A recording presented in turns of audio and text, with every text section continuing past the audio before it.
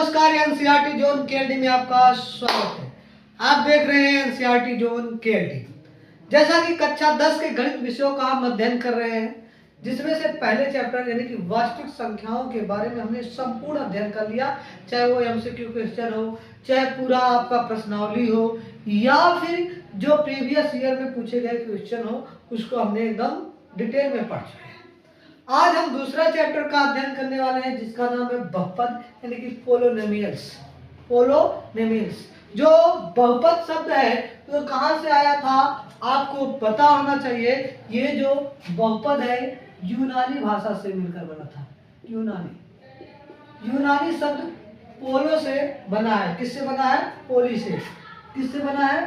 पोली से, जिसका अर्थ ही होता है आपका, जिसका शाब्दिक अर्थ होता है बहुत से। बहुत से यानी कि बहुपद, बहुत सारा पद, जिसमें एक से अधिक पद होते हैं, वही क्या कहलाता है? आपका बहुपद कहलाता है। क्या कहलाता है? आपका बहुपद कहलाता है। ठीक है, वही हमने परिभाषा लिखा है, एक से अधिक बीजीय व्यंजक जो दो या दो से अधिक, ऐसा बीजीय व्यंजक, एक ऐसा बीजीय व्यंजक जो दो या दो से अधिक क्या पद रखता हो, क्या कहलाता है? बहुपद कहलाता है। ऐसा बीजीय व्यंजक जो दो या दो से अधिक क्या रखता हो? पद रखता हो, उसी को क्या कहा जाता है? बहुपद कहा जाता है। क्या कहा जाता है? बहुपद कहा जाता है, नहीं कि पोलोनोमियल्स कहा जाता है। जैसे कि अगर हम देखें 6x प्लस का 4, इसमें कितने पद हैं? दो पद हैं। 8x स्क्वायर माइनस का 8x, ये भी आपका क्या दो पद वाला है। यहाँ देखिए 6x cube plus 2x square minus का 3x प्लस का 2, इसमें कितने पद हो गए? तीन पद हो गए।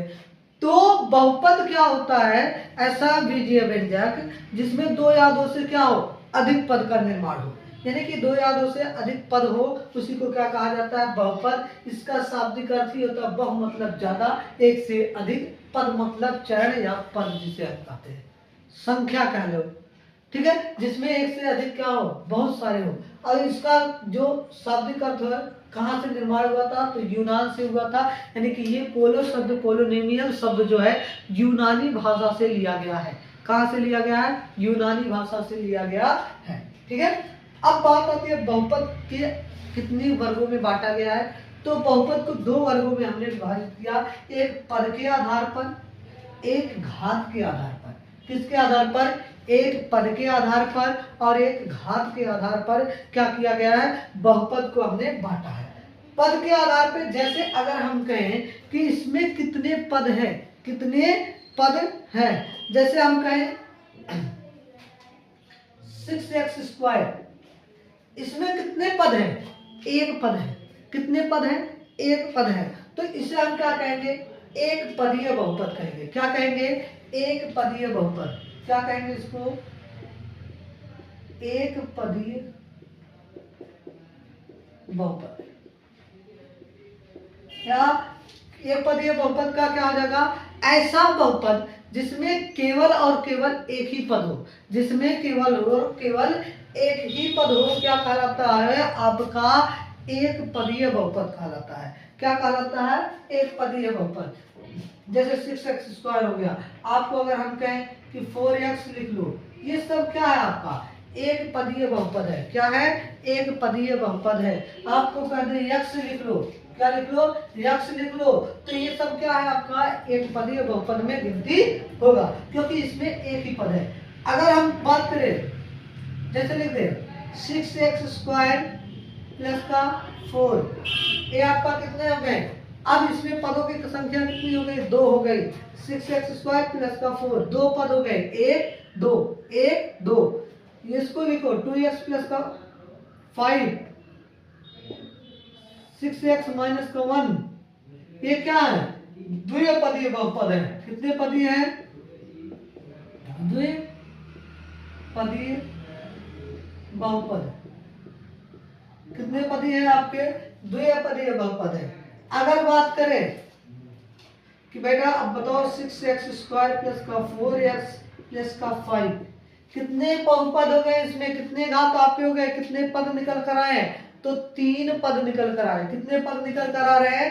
तीन पद। 6x first, second and third, यानी कि 3 पद आ गए तो इसे कहा जाएगा त्रिपदीय बहुपद। कौन सा कहा जाएगा?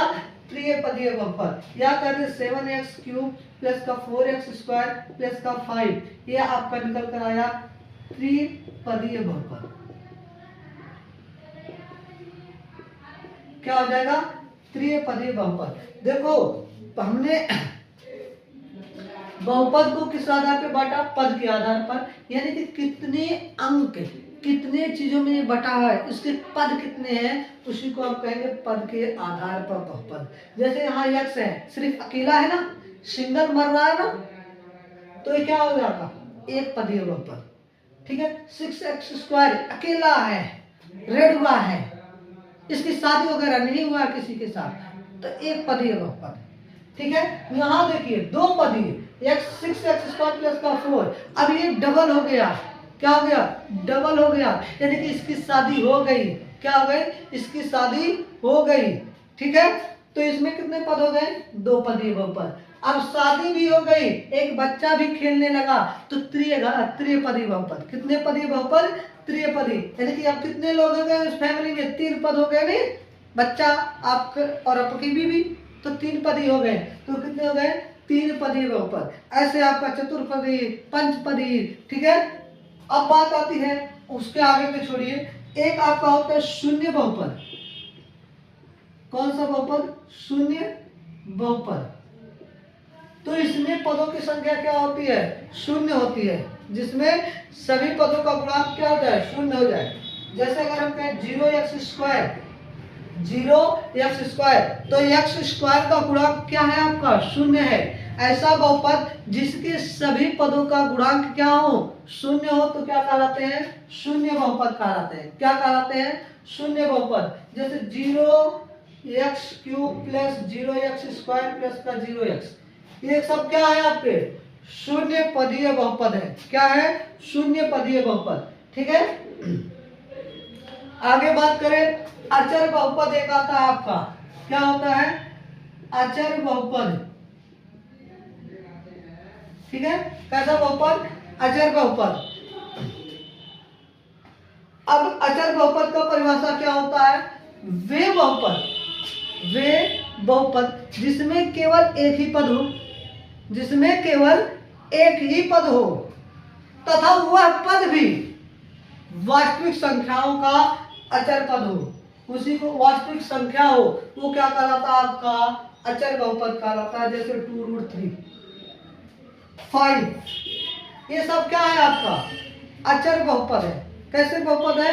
अचर बहुपद है। -6, ये सब क्या है? अचर बहुपद। इसमें चर पद जुड़ा ही नहीं है, इसमें चर पद आपका जुड़ा ही नहीं है, इसलिए कहा जाता है अचर बहुपद।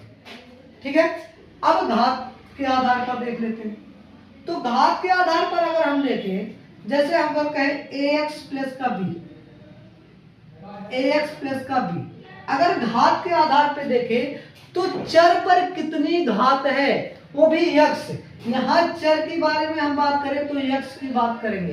वैसे चर abc भी यहाँ मान होता है, लेकिन यहाँ पर abc चर ना मानकर हम क्या मानेंगे? अचर पद मानेंगे। क्या मानेंगे? अचर पद मानेंगे। यहाँ चर सिर्फ x को हम मान रहे हैं। ठीक है। तो चर पर कितनी घात है? जैसे ax plus b, x plus का 4, 2x प्लस का 5, ये सब क्या है?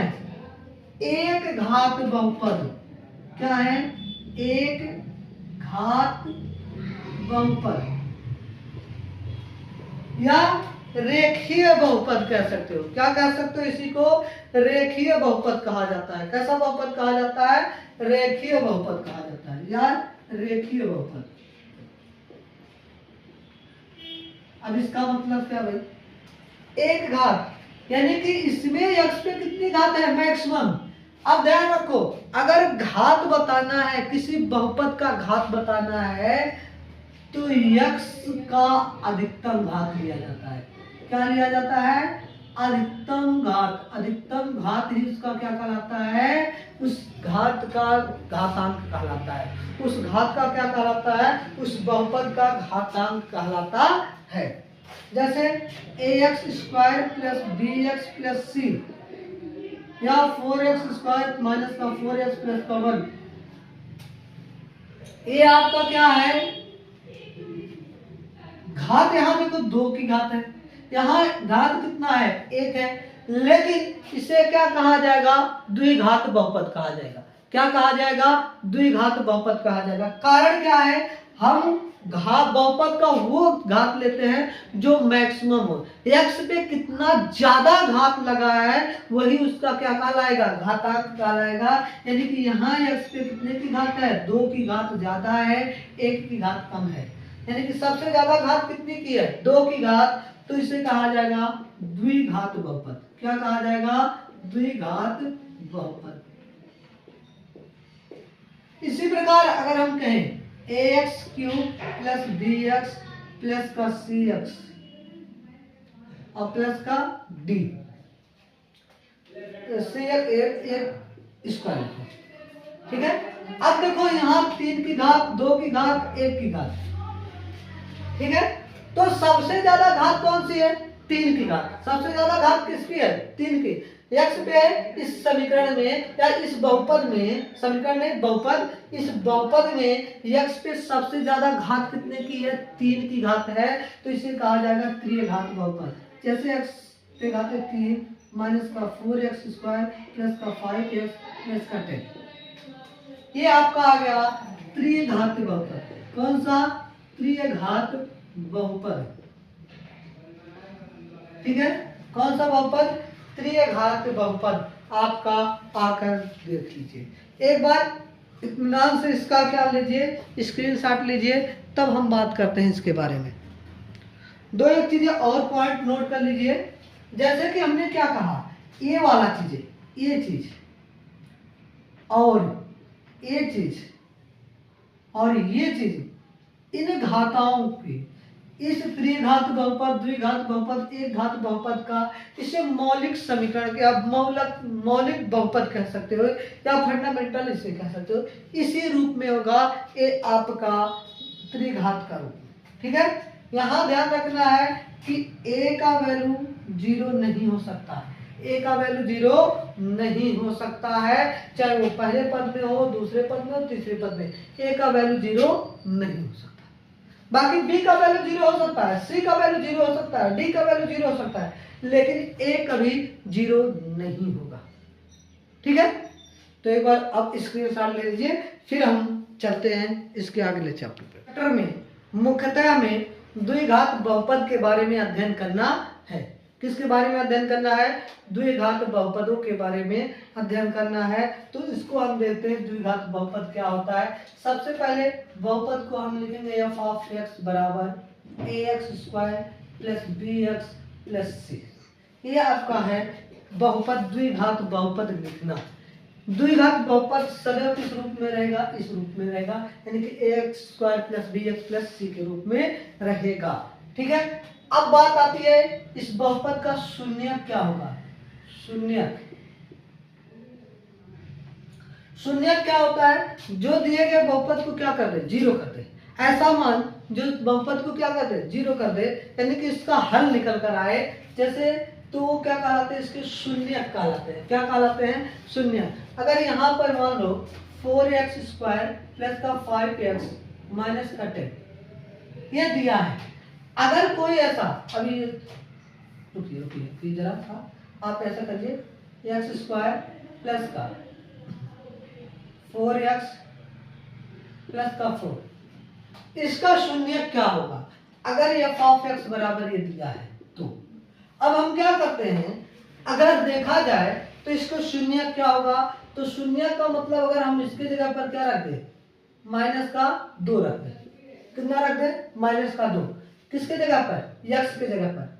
अपनी मर्जी से हम भी रख रहे हैं, तो -2 का स्क्वायर प्लस 4 गुणे माइनस का 2, जहां जहां x रहेगा वहां हम क्या रखेंगे, माइनस का 2 प्लस का 4, तो ये हो जाएगा 2 का स्क्वायर 4 प्लस माइनस का माइनस 4 दूनी 8 प्लस का 4। पहले दोनों को जोड़ लेंगे प्लस वाले को, तो 4 4 8 में से 8 जाएगा 0। तो ये क्या कर दिया, इसको 0 कर दिया, अर्थात इसका x square plus 4x plus 4 का शून्य कितना है, शून्य आपका है 2, वो भी माइनस का 2 है। कितना है, माइनस का 2। तो शून्य क्या होता है, जो पूरे बहुपद का मान क्या कर दे, 0 कर दे, पूरे बहुपद का मान क्या कर दे, 0 कर दे या शून्य कर दे, तो वो क्या कहलाता है, शून्य कहलाता है। ठीक है, और अब इसका मतलब क्या होगा भाई, तो अभी आज 28 फरवरी है, कितने है, 28 फरवरी, 27 फरवरी को आपका बोर्ड परीक्षा मैथ का हुआ था। ठीक है, 27 फरवरी 2026 में आपसे 822 FV में एक प्रश्न आया। पेपर कोड क्या है, 822 FV में एक प्रश्न आया कि द्विघात बहुपद में अधिकतम शून्यों की संख्या कितनी हो सकती है, शून्यकों की संख्या कितनी हो सकती है।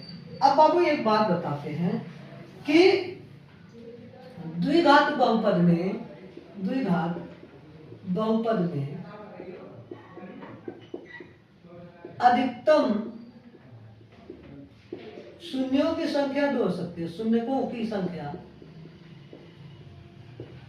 कितनी हो सकती है, 2 हो सकती है, और न्यूनतम 0 हो सकता है। न्यूनतम कितना हो सकता है, 0 हो सकता है। ठीक है, द्विघात बहुपद में न्यूनतम शून्यकों की संख्या क्या हो सकते हैं, 0 हो सकता है। अब ये कैसे होगा, क्या मायने है इसका, ये आपको पता चलेगा कब, जब इसको हम सॉल्व करेंगे। क्या करेंगे, सॉल्व करेंगे। अगर b square minus 4ac, b square minus 4ac अर्थात का वैल्यू 0 से क्या हो जाए, बड़ा रहे, 0 से बड़ा रहे, बी स्क्वायर माइनस 4ac का वैल्यू 0 से क्या हो, बड़ा हो, इसको हम सॉल्व करें। अब इसका वैल्यू ये b है, ac है, a है, इससे अगर सबका मान रखकर इस सॉल्व करें तो अगर इसका वैल्यू 0 से बड़ा है, बी स्क्वायर माइनस का 4ac क्या हो, 0 से बड़ा हो, इसे हम विविक्त कर कहते हैं। क्या कहते हैं, विविक्त कर। अभी आप जब चौथा चैप्टर पढ़ेंगे तो वहां पे ये चीजें मिलेगा। 0 से बड़ा होता है तो जो द्विघात बहुपद का ग्राफ आता है, क्या आता है, ग्राफ हमारा आता है, वो क्या करता है, एक्स अक्ष को क्या करता है, वो एक्स अक्ष को 2 बिंदुओं पर काटता है। कितने पे काटता है, 2 बिंदुओं पे। जैसे एक बिंदु यहाँ कटा, एक बिंदु यहाँ कटा, तो ये आपका 2 बिंदुओं पे प्राप्त होता है। अतः जब एक्स अक्ष के 2 बिंदुओं पर काटेगा तो उसकी शून्यकों की संख्या कितनी होगी, 2 हो जाएगी। शून्यकों की संख्या कितनी हो जाएगी, 2 हो जाएगी। अगर इसका value B square minus 4ac का वैल्यू क्या हो जाए, 0 के बराबर हो जाए, 0 के क्या हो जाए, बराबर हो जाए, तो इसका जो ग्राफ आएगा केवल और केवल एक बिंदु पर कटेगा।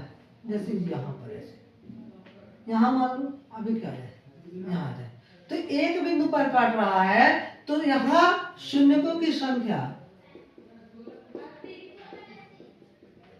क्या हो जाएगी, आपका 1 हो जाएगा। अगर बी स्क्वायर माइनस 4ac का वैल्यू 0 से छोटा हो जाए तो ये कहीं ना कहीं आपका ग्राफ एक्स अक्ष को काटेगा ही नहीं, कहीं काटेगा ही नहीं, ऐसे रह जाएगा। तो यहाँ शून्यकों की संख्या 0 हो जाएगी, शून्यकों की संख्या क्या हो जाएगी, आपका 0 हो जाएगी। अर्थात हमने यही तो बताया कि द्विघात बहुपद में अधिकतम शून्यकों की संख्या कितनी हो सकती है, 2, और न्यूनतम कितनी हो सकती है, 0। न्यूनतम कितनी हो सकती है, आपका 0 हो सकती है। ठीक है, तो अगर आपको ग्राफ देखकर, क्या देखकर, ग्राफ देखकर किसी का शून्यक बताना है तो ये ध्यान रखना है कि ग्राफ में एक्स अक्ष पर जितने कटान बिंदु होंगे, जितने कटान बिंदु होंगे बहुपद के, उतने ही शून्यक होंगे, उतने ही शून्यक होंगे। अर्थात यहाँ 2 जगह पर काटा है, जो ग्राफ अभी थोड़ा साफ सुथरा अगर ग्राफ देखें ऐसे, तो दो जगहों पर काटेगा, या आप ग्राफ क्यों बना लें, ऐसे यूं कर ले, एक जगह यहाँ एक जगह यहाँ, दो जगहों पर काटा तो शून्यकों की संख्या कितनी हो गई, 2। यहाँ कितनी जगह पर काटा, एक जगह पर, तो शून्यकों की संख्या 1। यहाँ काटा ही नहीं तो कोई भी शून्यक नहीं है। तो आप ग्राफ देखकर भी बता सकते हैं कि कितने शून्यक हैं तो कितने शून्यक नहीं है। तो आपका ये जो पेपर में आया था ये एकदम सटीक आंसर इसका कितना हो जाएगा, 2 हो जाएगा। एक बार स्क्रीनशॉट ले लीजिए, इसका स्क्रीनशॉट लीजिए।